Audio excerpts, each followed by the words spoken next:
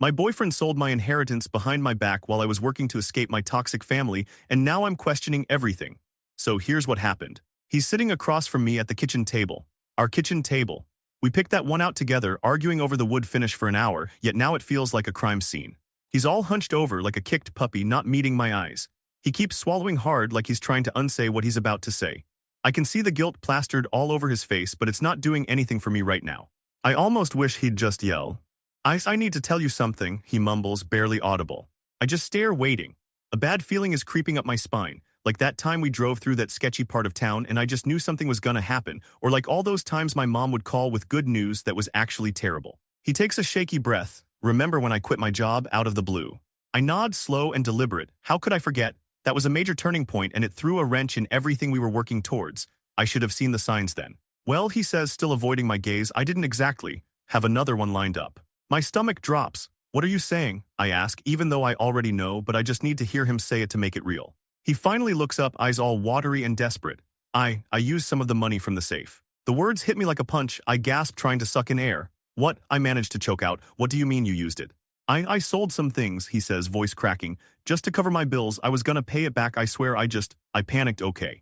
Panic? He calls it panic. Selling my grandmother's freaking jewelry. The gold coins my grandfather collected. Stuff that was supposed to help me escape my toxic family and finally do something I loved. He calls that panic. The worst part is, I'd been so proud of him for taking initiative with his career change.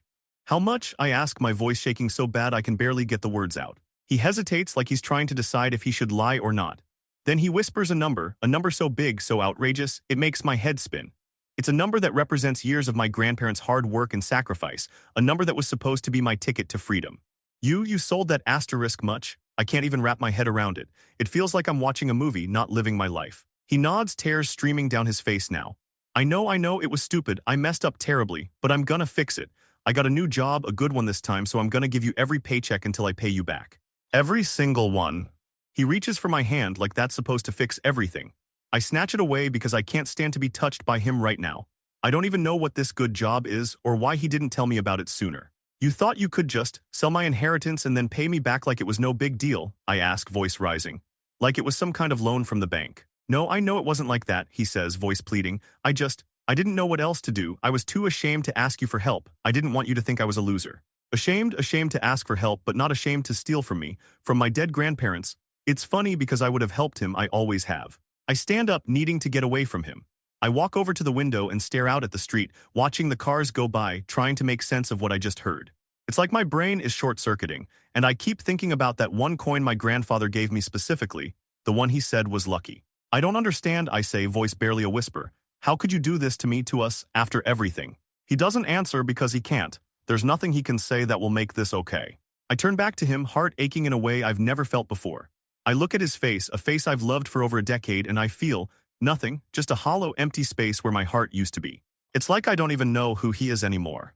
I need some time to think, I say, voice flat and emotionless. I need to figure out what to do. I can't even look at you right now.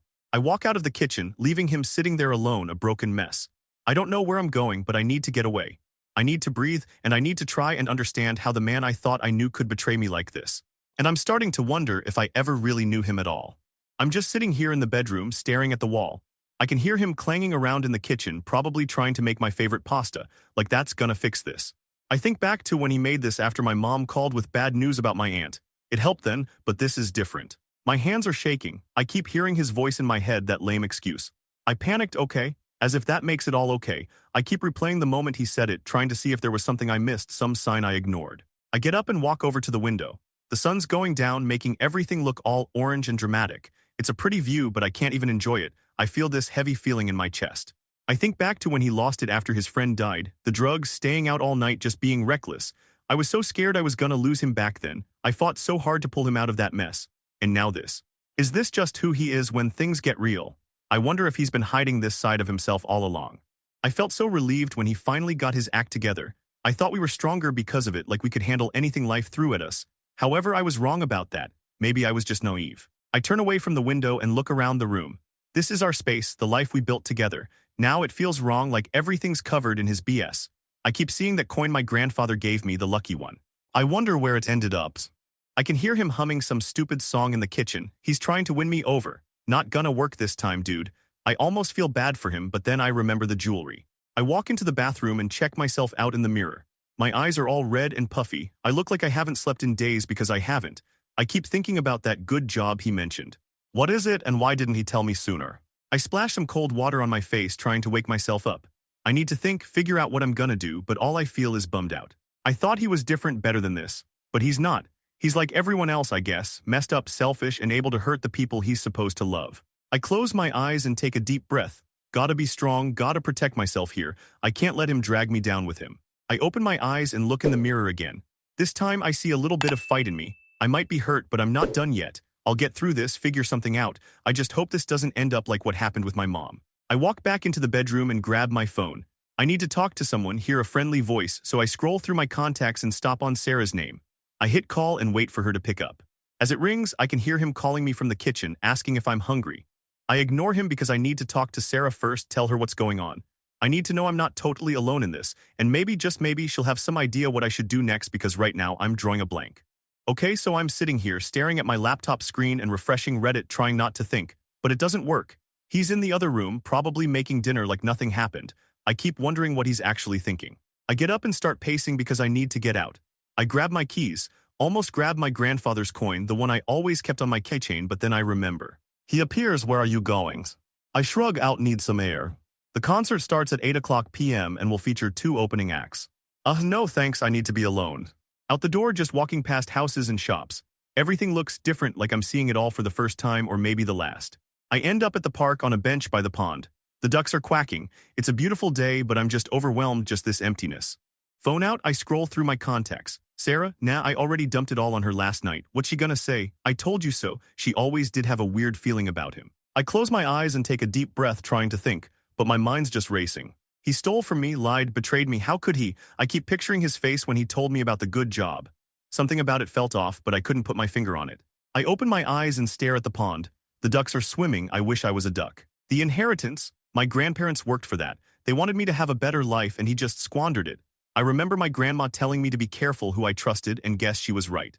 Anger starts building, hot and burning. I want to scream, but I don't. I'm just clenching my fists. The last 2 years involved sacrifices, time away, and a job I hated, all to leave my toxic family. And he was just selling my future. I should have known something was up when he started acting all weird about money. Tears are welling up and I can't stop them. I'm crying now, silent sobs, lost, confused, and heartbroken. I don't know what to do, forgive him, trust him again. I don't even know if I can forgive him. Hours at the park watching ducks crying, the sun's setting, so I gotta go home. I don't know what's waiting for me there, I don't know the future, but things will never be the same. And honestly, a part of me is terrified of what I'll find out next. Okay, so I'm at my desk, staring at this damn spreadsheet, numbers swimming in front of my eyes. Each one a reminder of the hell I put myself through the last 2 years. 4 to 7 months on the road, living out of a suitcase, eating gas station sushi. All for what? I'm starting to think that sushi might have been the least of my problems, though. I run the numbers again just to be sure and subtract what he took.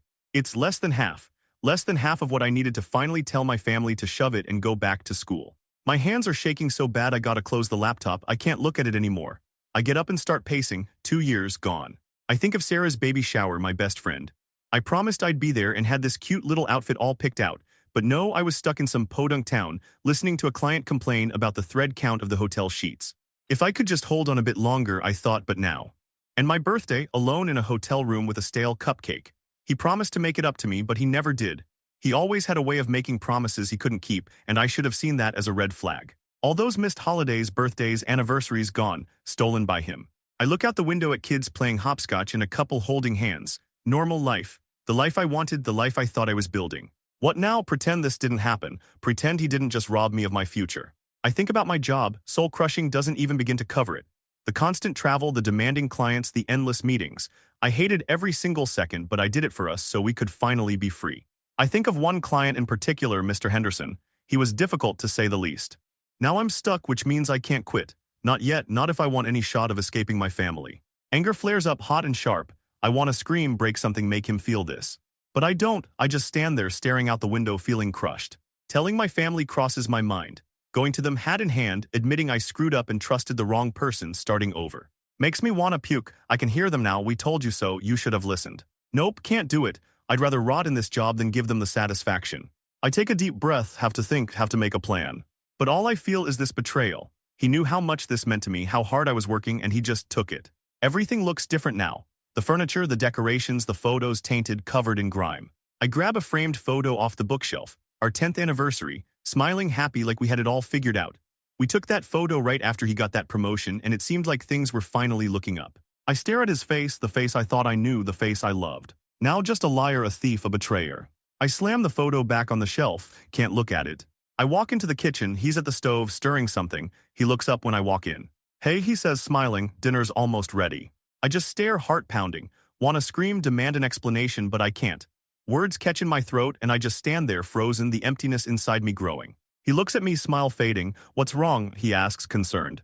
I shake my head, can't speak, turn and walk out of the kitchen, leaving him standing there. Don't know where I'm going, just need to get away, escape this feeling, this suffocating betrayal. I grab my keys and head for the door. Have to go somewhere, anywhere, just to get away from him, from this house, from this life. I don't know it yet, but this is the last time I'll ever see it the same way. He's standing there looking all pathetic like a kicked puppy. I can fix this, he says, his voice all choked up. Just tell me what to do. Fix this? Seriously? Does he think he can just fix this after everything? You can't, I say flat out. You can't just undo what you did. He steps closer, reaching, so I flinch back. Please, he says, I'm begging you, don't give up on us. Give up on us? He's the one who gave up. He threw everything away. I should have seen this coming because there were signs. How could you do this? I ask, my voice shaking now.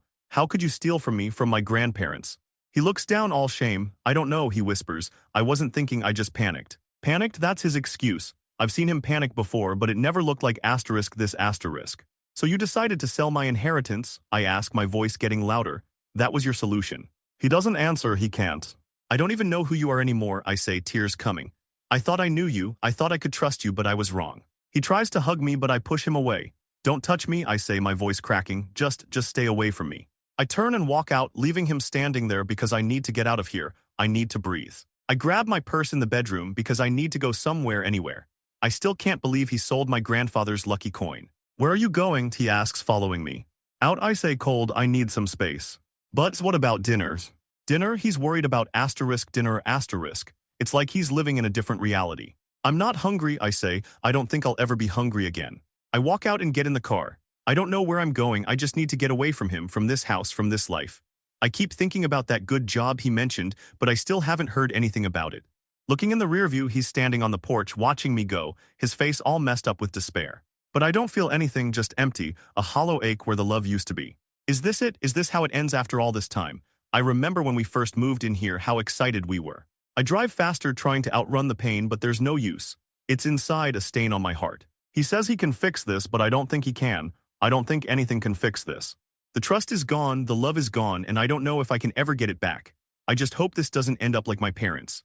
So I'm staring at the ceiling fan, watching it spin while he's out cold next to me, snoring like a chainsaw. I should be asleep, right? But my brain's doing laps. He actually said the words. He sold my grandma's stuff and said he was gonna pay me back. Seriously. I slip out of bed and pad into the living room. It's dark, just the streetlights filtering through the blinds. I click on a lamp and sink onto the couch. 7 years ago, his friend, gone in a flash. Then the spiral began. The drugs, nights I didn't know where he was, I was terrified. I felt like I was losing him piece by piece. I never thought he'd go back there, not after everything we went through to get him clean. He was different then, alive, you know. But after, it was like a switch flipped and he went dark. I tried everything, therapy, screaming matches, I even packed my bags once, and he pulled himself out, or so it seemed. He got clean, got a job, and was back on track, or so I thought. I even started to think we could finally move on from that chapter. And now, I'm wondering if it was all just an act. Is this who he is, someone who crumbles when things get real, someone who lies and steals? I remember little things, white lies about where he'd been and who he was with. I always let it go, figured he was trying to protect me, stupid me. Now I'm wondering if those little lies were just the tip of the iceberg, if I've been played this whole time. And I'm starting to wonder if those friends he was supposedly with weren't really friends at all. I get up and head to the bookshelf. I need something to take my mind off this. I grab a book of poems and start flipping through it, but the words are just words. My head's too loud. Back to the window now. City lights blur as I try to find some peace in the chaos. Is this a pattern? Does he just default to self-destruct when life throws a curveball? Is this his true face, or is it something else entirely? He said he panicked and that he was too ashamed to ask for help. But that doesn't excuse it, not even close. He broke my trust, he stole my safety net, and I don't know if I can ever look at him the same way again, especially now that I know what that good job really was. All the plans we made, the dreams we talked about, the life we were building, was it all fake? Was he just saying what I wanted to hear?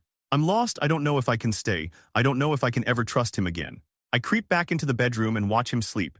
He looks so calm, so damn innocent. But I know the truth. I know what he's capable of, and I know that this isn't the first time he's let me down, just the worst. I slide back into bed, but sleep, not a chance, just staring at the ceiling, wondering what the hell happens next. I had no idea it could get this much worse. Okay, so I'm sitting here on the couch, phone clutched in my hand. I even posted my story on R True off my chest because I need to hear from someone who gets it. I almost wish I hadn't mentioned the inheritance specifically, though. Now I'm worried about the wrong kind of attention, however. My phone buzzes, it's Sarah, hey, you okay? I text back, not really, still trying to wrap my head around everything. Want coffee, we can talk. I hesitate, but I know she's trying to help. Okay, I reply, coffee sounds good.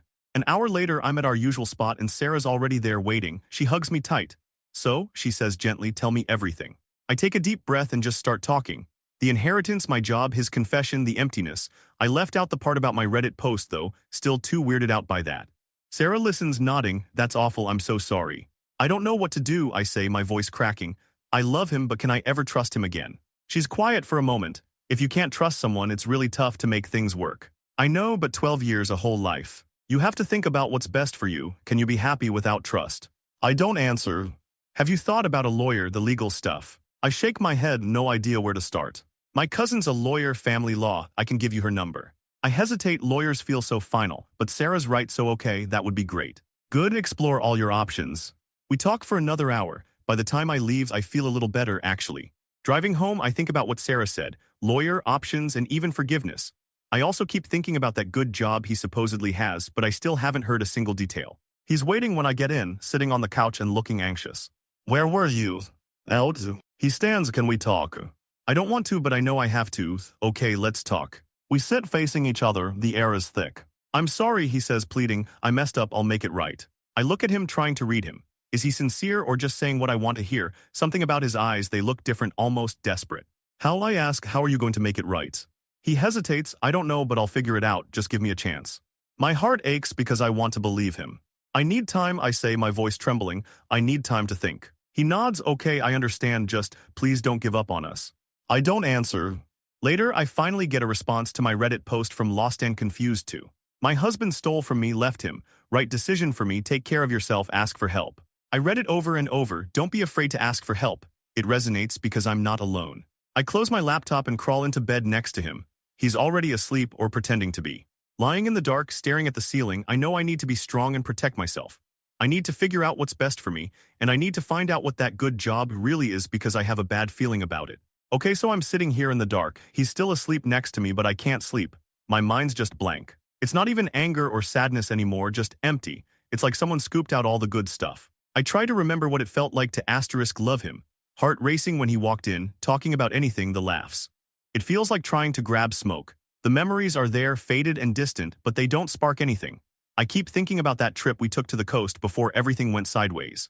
He's on his side, face relaxed. He looks so peaceful, so innocent. Was it all a lie? Was I imagining things, or was I just so desperate to be loved that I convinced myself he was someone he wasn't? I mean, my mom always said I had a blind spot when it came to guys. I get up and walk to the window. The sky's starting to light and dawn's coming. I stare out at the street. The world's waking up, people starting their day, going to work, taking kids to school, living. And I'm just standing here, frozen, stuck, unable to move forward. Sarah's words echo in my head. Can you really be happy with someone you don't trust? No, I can't. But leaving him, ending this, terrifies me because we've been together so long.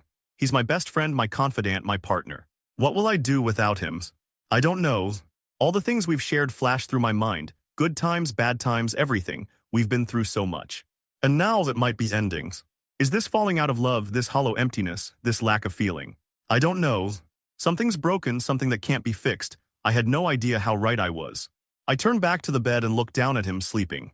I reach out and touch his cheek, warm, soft. He stirs and opens his eyes. He looks up at me, eyes filled with love. Hey, he whispers, what are you doing up? I just stare, unable to speak. He takes my hand. What's wrong? Concern is in his voice. I shake my head, nothing, I whisper. He pulls me down and wraps his arms around me. Come here, he says. Everything's going to be okay. I lie there feeling his warmth, but it doesn't comfort me. It doesn't make me feel better. Just numb. He kisses my forehead. I love you, he whispers. I close my eyes. I want to say it back. I want to tell him I love him too. But I can't, the words won't come.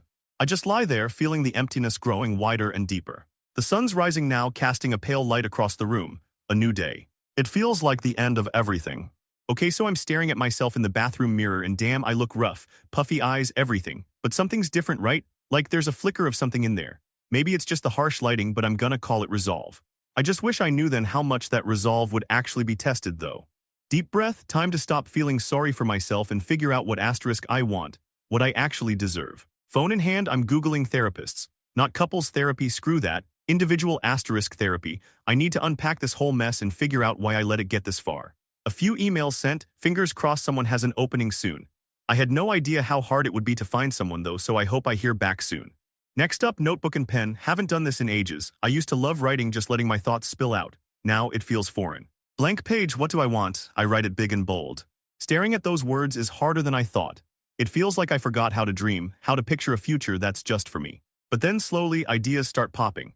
Going back to school maybe, or traveling, learning to paint, and definitely surrounding myself with people who don't suck the life out of me.